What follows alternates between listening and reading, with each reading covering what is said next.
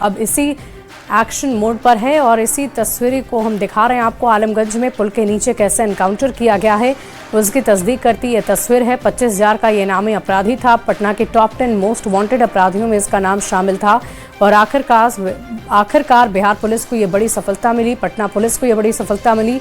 और देखिए, ऑपरेशन लंगड़ा के तहत पहले उसे जख्मी किया गया, जिसकी वजह से वो भागने में असफल रहा और फिर पटना पुलिस ने उसे गिरफ्तार कर लिया। चोट आने की वजह से उसे एनएमसीएच में फिलहाल इलाजरत रखा गया है।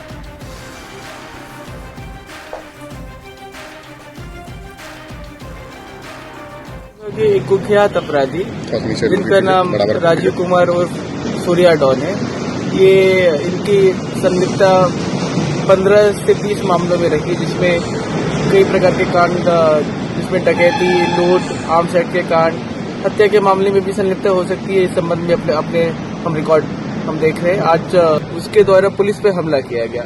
इस क्रम में पुलिस के द्वारा भी जवाबी कार्रवाई की गई और एक गोली उनके पैर में लगी है। उन्हें इलाज के लिए अस्पताल ले जाया गया है। घटनास्थल से एक देसी कट्टा बरामद हुआ है, साथ ही साथ एक गोली भी है। हमने घटनास्थल को सुरक्षित कर लिया। एफएसएल की टीम आ रही है, घटनास्थल का निरीक्षण कराया जाएगा। बिहार में अपराधियों पर हो रही कार्रवाई को लेकर भी अब सियासत हो रही है। मनेर से आरजेडी के विधायक भाई वीरेंद्र ने सरकार पर एक ही जाति धर्म के लोगों को टारगेट कर कार्रवाई करने के गंभीर आरोप लगा दिए हैं, जबकि एनडीए नेता विपक्ष को मुद्दा विहीन और आरोपों को पूरी तरह निराधार बता रहे हैं। सीपीएम के विधायक अजय कुमार ने भाई वीरेंद्र के इस बयान का समर्थन किया है।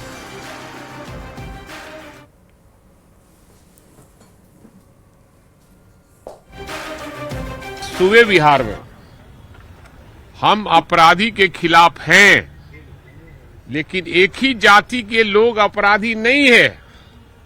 हर जाति में अपराधी है, तो केवल एक जाति के अपराधी को ही क्यों गोली मारी जा रही है, ये पूछना चाहते हैं सरकार से।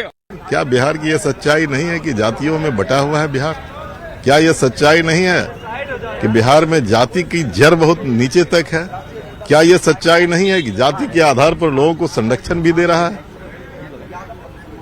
उन्होंने उठाया है इस सवाल को, लेकिन मेरा मानना है कि अपराधियों के खिलाफ कार्रवाई हो, इसमें कोई भेदभाव नहीं होना चाहिए। हर अपराधी के खिलाफ कार्रवाई हो, ठोस कार्रवाई हो। इनकाउंटर शुरू हुआ तो एक तरफ से कर दो ना, लेकिन अगर एक को करके आपकी कदम रुक जाती है तब तो लोग उठाएंगे। तो क्या बिहार में वाकई ऐसा हो रहा है? एक जाति में आपको मैं क्या कह रहा हूँ? मैं तो कह रहा हूँ कि जाति के आधार पर यहाँ संरक्षण दिए जाते हैं। एगो कहावत अपने लोग में नहीं याद है, अपने दिल से जानिए पराये दिल का हाल। अपने कार्यकाल में वो भी काम करते थे, इसलिए अभी वही बात बोल रहे हैं। यहाँ पर कोई न जात देखा जाता न धर्म देखा जाता, एक ही चीज देखा जाता है कि वो अपराध किया है, अपराधी है तो उसको जेल के सलाखों में रहना है। यहाँ पर इसके अतिरिक्त कुछ उस समय का जितना आप देखिएगा यही काम करते रहते थे। असल में विपक्ष के लोगों के पास तो कोई मुद्दा ही नहीं है। जनता ने विधानसभा चुनाव में पूरी जमीन उनकी छीन ली, तो बौखलाहट में कुछ भी बोल रहे हैं। बिहार में कानून का शासन चलेगा और कानून का शासन चलाते समय कोई भी अपराधी हो, किसी जात का हो, किसी धर्म का हो, अपराधी है तो बख्शा नहीं जाएगा। तो आरजेडी ने अपराधियों की जाति देखकर पुलिस की कार्रवाई का आरोप लगाया है, जिस पर सियासी खलबली मची हुई है। जेडीयू से श्याम रजक ने भी भाई वीरेंद्र के आरोपों को पूरी तरह बकवास बताया। उन्होंने कहा कि जो लोग अपराध में जाति देखते हैं वो जातिवाद से कभी नहीं उठ पाएंगे।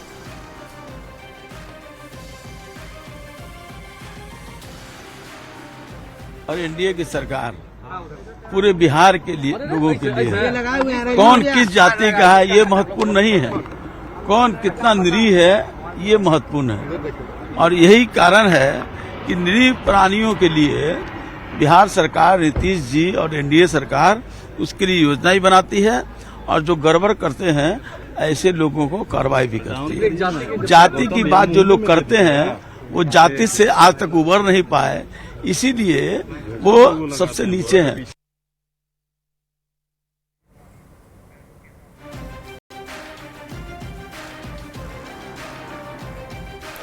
और देखिए, बिहार विधानमंडल के